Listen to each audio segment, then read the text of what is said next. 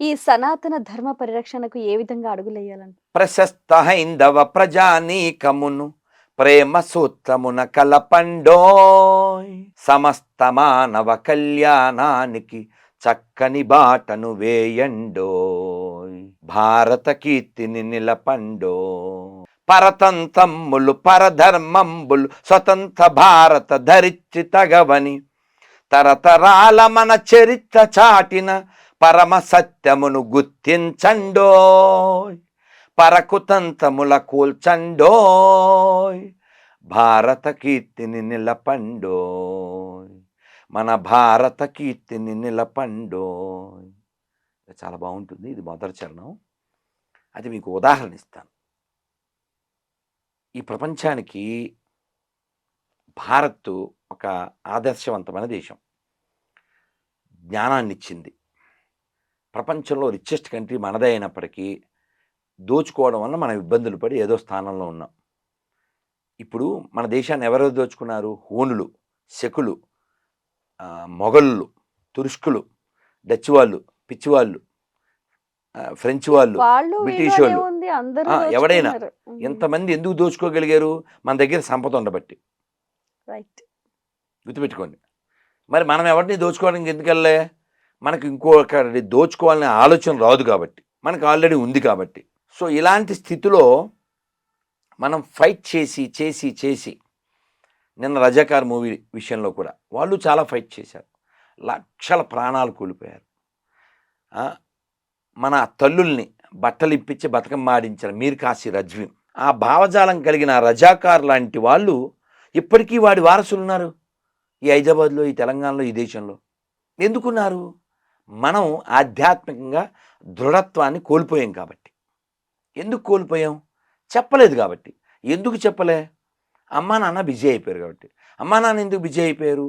ఆ విధమైనటువంటి విధంగా మనని యాంత్రికంగా తయారు చేశారు. ఒక ముస్లిము ఖురాన్ నేర్చుకోవడానికి మదర్సా ఉంది. ఒక క్రిస్టియన్ బైబిల్ నేర్చుకోవడానికి సెంట్ ఆన్సు, సెంట్ జాన్సు ఉన్నాయి. మరి హిందువు పురాణాలు, భగవద్గీత, భాగవతం నేర్చుకోవడానికి ఏముంది? స్కూల్లో నేర్పకూడదు.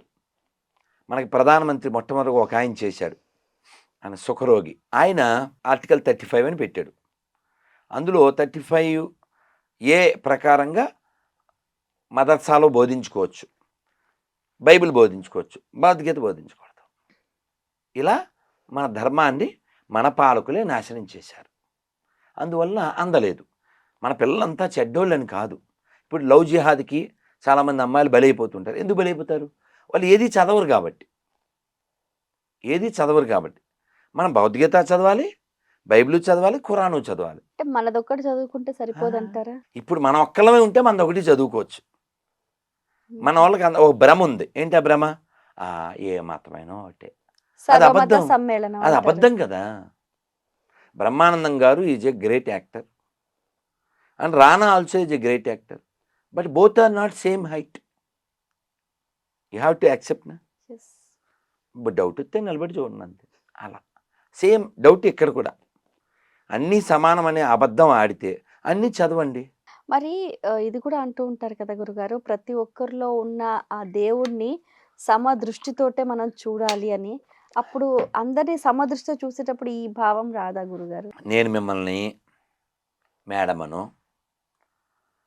లేకపోతే శృతి గారను, యాంకర్ గారను పిలిస్తే అది గౌరవం.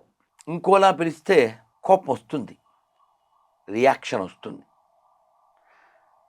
మన ఇంటి ముందు ఎవడో కాని పని చేస్తే మనం రియాక్ట్ అవ్వాలా వద్దా?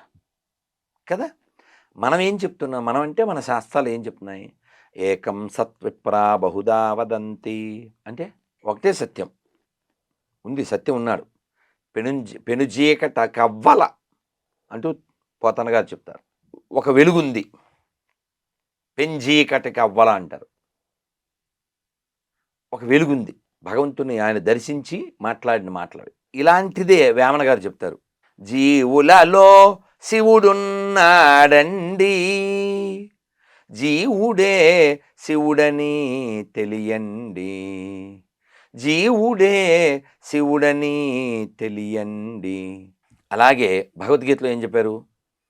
సర్వభూతహితేరతః అని చెప్పారు. అన్ని జీవుల హితం కోరుకోవాలి అని చెప్పారు. సర్వే జన సుఖినో భవంతు. సర్వే సంతు సుఖినః, సర్వే భద్రాని పశ్యంతు, సర్వే సంతు నిరామయా, మా కశ్చిత్ దుఃఖభాగ్ భవేత్. ఏమిటి దీని అర్థం?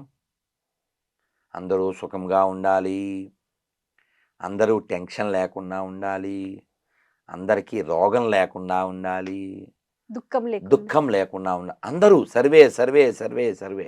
ఇలాంటి లక్షణాలు ఇస్లాంకి క్రిస్టియానిటీకి కుదరవు. కాకపోతే ఇక్కడ 3 బుక్లు పెట్టండి.